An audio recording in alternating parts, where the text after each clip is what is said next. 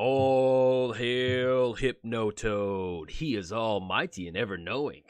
He even knows what you had for dinner last night. He's mad that you didn't give him a bite. As far as our opening hand goes, yeah, we'll make this work. We got a lot of fetch lands, so if we can hold on to these fetch lands to use with Gitrog, yeah, we'll keep on this one. I have a little bit of trouble getting a good Gitrog video, so I would maybe mulligan that hand, but if we got enough lands and an enchantment for Gitrog, that will work for me. Let's see what our opponent's got going on. We'll probably lead off with the Overgrown Tomb once they pass the turn over to us, and we'll go from there. Okay, let's go and get the Overgrown Tomb, put that into play. Not going to pay 2 life, and then we're going to go and pass the turn.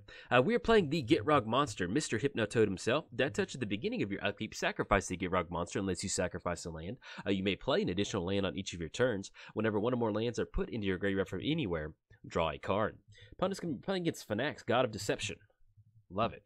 Indestructible Devotion 7. Actually, I'll cover that in a sec.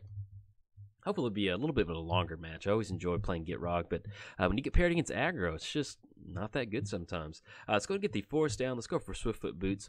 One of the main reasons for that is we're not running really any board wipes in here. This is one of my classic, we're going all in on fun, over-the-top commander, and this is not your basic building blocks, but it's a lot of fun. It's a really good engine that we've assembled with the Gitrog monster. Drawn to Shades form. Yeah, let's see if we can't keep these online for whenever we get down Gitrog. So let's go and get the herb. I didn't really want to get the Herb down for our opponent, but we'll go and get it down. Playing against Phenax, God of Deception. Devotion 7 turns into a creature. Creatures you control have tap. Target creature puts the top X cards of his or her library into their graveyard, where X is this creature's toughest. Now, we do have Realms Uncharted in the hand. If we wanted to go for that, we could get a few more lands. We can grab a few more fetch lands or actually get something like Dragonheart Temple going in the graveyard. We'll see if we want to save that for actually Gitrog monster itself. Another popular thing to go for with Realms Uncharted is to go for Thespian Stage and Dark Depths. That's typically going to be the 2 that they put into the graveyard, and then you can kind of grab whatever lands you want. So actually, if we want to go for something like Ancient Tomb, we might end up doing that. Let's see if we can't draw out a counterspell. Yeah, I like that. Usually like to save Realms Uncharted to get a little bit of card draw once those lands hit the bin, and then yeah, I like kind of forcing it at this point right now. Opponent's going to tap out for 4 total mana. See if they're going to get down. Hopefully it's not Larry Niven's disc. Larry David's disc. Okay. All right, let's do this. Let's go for Realms Uncharted in response. And then let's go ahead and grab Dark Depths. Let's grab Thespian Stage. So it's going to be 2 that are more than likely our opponent might put into the bin. If we get it in the hand, at least we'll force the Larry David's disc crack. Let's go ahead and grab Dragonheart Temple as another way to kind of bring that back. And what else sounds good? Tranquil Thicket, Scavenger Grounds. No, I don't think so. Let's go ahead and grab a dredge option. Dakmor Salvage. I think that'll work. No, Ancient Tomb. Yeah, I want Ancient Tomb. So we got Dragonheart Temple, Dark Depths, Thespian Stage, and Ancient Tomb because we want to be able to get down Gitrog if we can. Click done. And Realms Uncharted. Oh, we'll wait for our opponent to do the pile, and then we'll kind of go from here. Okay, and our opponent does put down Dark Depths and Thespian Stage into the graveyard, so we do draw into Ancient Tomb. So we can go get that down. The cool thing about us getting down Gitrog right now is that if our opponent does go for Larry David's disc activation, we can... we still have Ancient Tomb to go for, so we're a little bit ahead on mana. They're going to miss out on Dimir Signet, but yeah, let's go ahead and go for it. That's going to be 1-2. That's going to be green, black, and then does not really matter. Let's go for the Gitrog monster. Get down Mr. Gitrog. We can play an additional land. Let's go ahead and get down the Misty. Get a little bit extra card draw going. Crack that. Let's go ahead and draw into Dark Tutelage. Okay, I like that. And let's go and grab that Bayou. And then we can use that Swiftfoot Boots, quick bet onto Gitrog. And make sure we made all the land drops from the turn. We have. All right, let's go and push in for 6. I like it. It's going to be 6 total commander damage, and then we will go from there. Kick it over to our opponent. But yeah, whenever I first started playing Gitrog, I first bit the Gitrog is one of the first 5 decks that I built for the channel as a new release. And, I'm learning how to do commentary and learning how to do gameplay at the same time. And I cannot tell you how many times I would play Gitrog and be like, dude, you're not making your lane drops at Gitrog, and I would just get wrapped up in commentary, and I'd forget to make our lane drops. And so, Yeah, I usually typically kind of remember now, but I still forget. So if I do forget, it's not from me not wanting to make land drops. I just got wrapped up in commentary. But also, when did you give a happy birthday shout out to Luke and Halifax? Both of y'all had birthdays over this past weekend. Luke, unfortunately, you requested Tana. I didn't have time to do Tana. I'm doing Gitrog today. The main reason for that, and I'll kind of explain that in a second. But anyway, happy birthday to Luke and Halifax. I like doing birthday requests. I love getting birthday shout outs. As far as deck requests go, if I can make it work with my recording schedule, I'll do it. But I haven't done Tana in a long time, and so she needs a new overlay. She needs a new, all right, Tectonic Edge. I like that. A little grindy match. She needs a new overlay. She needs a new thumbnail, and I just simply didn't have time. And also, with the birthday requests, I know this sounds goofy, but I'm getting to the point now, I'm doing Rivals of Exelon update. I've got 60 commander decks. What's going on? This is a lot of, obviously you keep making commander decks, it's going to go up, then not down, but let's see. Okay, how do we going to do this? So we need to get down Dark Tutelage and then Felwar Stone. That's going to be 1, 2. Yeah, I think I'd like that. Get a little card draw going. Opponent's only sitting at 3 mana. Let's go and do that. Get down the Drowned Temple. Let's go for Dark Toot. It always makes me laugh. That's what I think about Dark Toot. All right, let's get down Dark Toot, and then let's go for Felwar Stone. And then we'll go and pass the turn over our opponent. Get the Felwar Stone down. The baked potato art. The newer version of that card looks like a baked potato. It's kind of funny looking. All right, we'll kick it over to our opponent. So hopefully they get some lands going, because I'm liking where this particular match is going. But yeah, as far as birthday requests go, I love doing them, but it's just I'm getting to the point now where I've got 60 commander decks, and the last time I did Gitrog was 5 months ago, and that's not because of birthday requests. It's just more kind of sometimes when I do my recording schedule, I develop a release schedule for that week, and I'm trying to get better this year about doing some of my older decks like this. I don't want to go 6 months or 5 months without doing the Gitrog monster. It's always a really fun deck to play, and plus look at that sweet overlay. I don't know, I love doing fun stuff like this. So I'm still going to do birthday requests, but it's just basically I'm going to try and get better about trying to have a set good schedule for my cards for the certain decks that I release. And if I can make a birthday request work, I will try my best to make it work. So, because it's fun. It's a fun thing that we get to interact with as far as the community goes. And we're building a fun community. I was going to get the forest down. Opponent's sitting at 5 cards in hand. That's going to be 1, 2, 3, 4, 5, 6, 7. 7 total mana. And that's going to be us completely tapping out for the Gitrog monster. Let's just, I guess, kind of slow roll some stuff out. Let's go for Herald of the Pantheon. I think that's okay. Go for Herald of the Pantheon.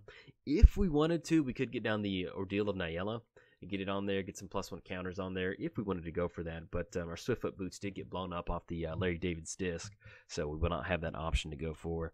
Anything else? I guess we could go. No, let's just go and pass. Let's see if we kind of rip off Dark Tutelage, and we'll go and pass the turn. Now, as far as Larry David's disc, if you shout out to man, I cannot remember your name, but I remember this comment from a long. Did you call it Larry David's disc? And I was like, no, but I'm going to start calling it that now. I think it's Zach, maybe. I can't remember. But anyway, this is basically Niven Rawls' disc. It's Larry Niven. He's an author, and he wrote a book called Lucifer's Hammer, I think. In fact, I read it. It was a really good book.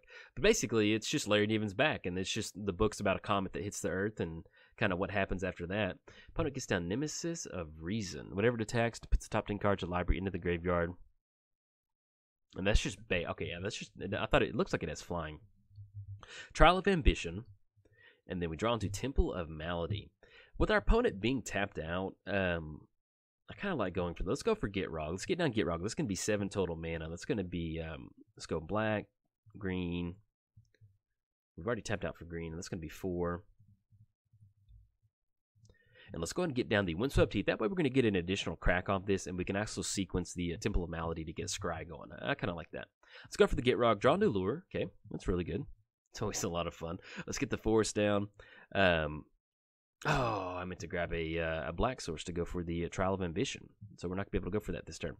Sorry about that. Let's go ahead and grab, well, actually, technically, we've already fetched all of our fetchable sources off of that. A Grothian Enchantress, that is exactly what we need. We're just going to put that on top.